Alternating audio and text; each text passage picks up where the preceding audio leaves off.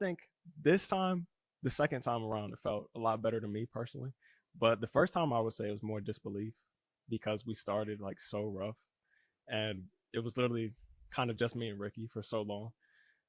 So the first championship was definitely just disbelief. Like I really am getting paid to play a game. You know, it's not something I ever really imagined would happen or dreamed of, but it's, it's surreal, I would say. I first joined the league.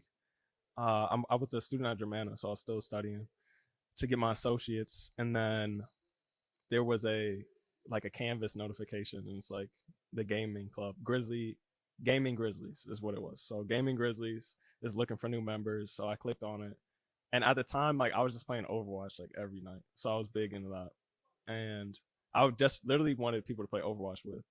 So I joined that, and they said like they were having a meeting on Zoom, and so I joined the Zoom thing, and it was like Titus at the old venue in Fredericksburg, and he was like showing around the place, and I really had like no kind of idea what was going on. I show up to the tryouts because it was when they were doing expansion teams. So there was Krakens, there was Baba Yaga, teams like teams that no longer are really a thing. But so I showed up to that. The first person I met ever was Herb, and he's like, "What are you doing here?" And I'm like, "I'm here to try out for the Germana team." And he's like, "Oh, okay." So he just asked me like, "What games do you play?" And he said, "Here's a list," and it's like a list of like so many games. I'm like, "What the heck?" And so I said Mortal Kombat, Overwatch, and I think like Call of Duty. He said, "Okay, like let's go play some games." And so we played. First game we played was Mortal Kombat, and I beat him in that. He was like, "Oh, okay, okay."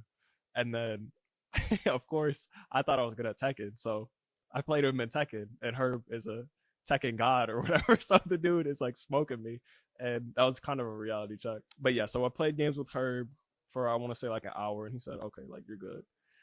And so then he texts me, I'm on a team with DMV as my coach. And I was like, okay, like it's cool. Like at the very first practice, I remember it's like me, Ricky's there, DMV, Lance, Ricky's cousin is there. And then there's this little like 10-year-old kid.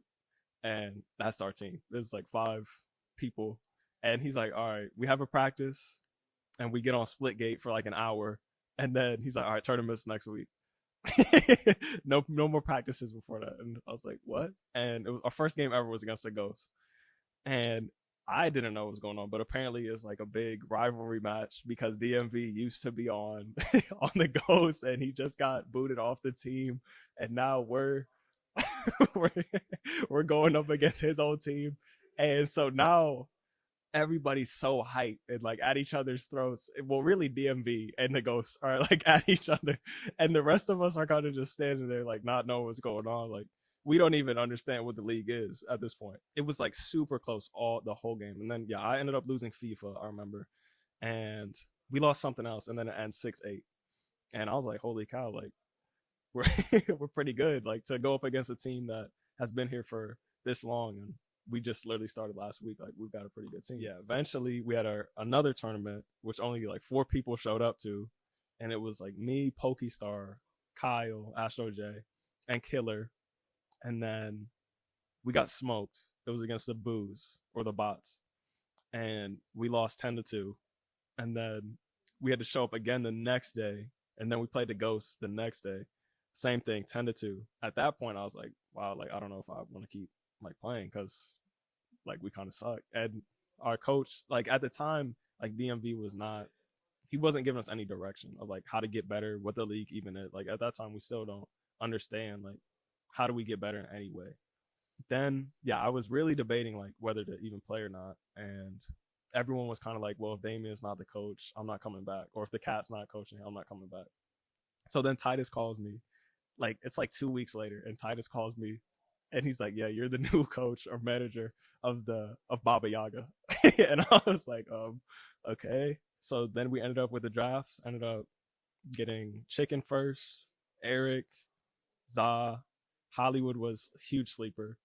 Um, it's interesting because I texted Hollywood, like I texted everyone in the draft, and Hollywood texted me like maybe 2 times back, and he said like 4 games. He said like Rocket League, 2K, Call of Duty, and I was not like interested in Hollywood. Like he was like one of my lower picks, and then it was that time in the draft where it's like you just got to choose somebody. And so I was like, all right, like this dude responded, like that's a good sign. So I got Hollywood, and then immediately, like I knew once we got Hollywood, we had a real chance to win. And after Hollywood came, I knew like I needed to stick around because he's gonna bring us a championship. So I was shocked. Yeah, I had no idea I was gonna get the MVP, but I think we all worked really hard, and in the end it showed up. But I would like to say that I did the best, but I don't know. I think we won games. I had no idea we were gonna win. The biggest thing I think was like the biggest like wow moment for me in the finals was when we were playing Tarkov. I thought we were gonna forfeit. So because me and Hollywood always talk about it before if we're gonna forfeit it, play it, whatever. So then we're sitting down and we're getting to set up like so I figure we're just acting like we're gonna play it. So they throw in their best or whatever. But as we're setting it up, I'm starting to realize like, okay, we're actually gonna play this. And I'm like, we've never touched this game like ever. So we ended up winning that. I think like those were some of the reasons they chose me to be MVP, which I really appreciated. It was an honor. Yeah. Oh, definitely just keeping everybody on track after like the UEL was flooded. Just like that long hiatus of no games and just trying to keep focused on we still have a championship to win. We can still get money. Like it was I want to say like 4 months of no games, like no even seeing each other in person. It was just how do I make it make sense for even especially like the rookies? Like there was Global and Rez and Carnage. How do I make it make sense for them who've never gotten paid, who still have played like 1 or 2 games to keep dedicating time to it? That was the hardest part. I think just keeping everybody on track. Don't make it more complicated than it is the biggest thing. At the end of the day, like you're playing games. There's a lot of rules. There's a lot of things, nuances you have to learn. But learn the games. Like if you're good at the games, you'll win. It's that simple. Like that's the if you have good coaching and good players, you can get money in the UEL. It's that simple. Playing in the UEL, I enjoy that a lot. Maintaining the Reapers and continuing that legacy and keep winning more money, more championships. Maybe grow the brand a bit more. Grow outside of the league. Grow through merchandising. Have people know our name as well as they know Optic or Phase or things like that. That would be my biggest aspiration within esports. In the league, I think, yeah, I understand. Like when we got Hollywood, that was a big turning point. A different one would be when we got Scarlet. That would be a big one. Just like trusting Hollywood to do more managerial things. So we already had a pretty good team, but when it comes to trades and when it comes to managing and getting people to really be focused, like Hollywood had a big impact on that. And just we set ourselves up for a pretty good success when we traded for Scarlet. So when we got him, I definitely felt like a huge dynamic shift in the team just because before in season 5, we would lose every single fighting game except DBZ. And whenever DBZ would roll up, we would all just have a sigh of relief versus when Tekken rolled up or when Street Fighter rolled up, it was like, we lost. So then once we got Scarlet, and it's like, we have just a chance to win those games. That was the biggest thing. We just to have a chance to win versus before we all knew like, oh my God, it's Guilty Gear. That was a big turning point. Well, me and Hollywood already we set aside a good amount of the winnings for the team, so everybody gets like kind of all the new games that are on the wheel. So that way, I know like when we first entered the league, like season 5, it was a big struggle, especially with like PlayStation people and stuff like that. It was a big struggle just for people to practice because they don't have Game Pass, they don't have these games.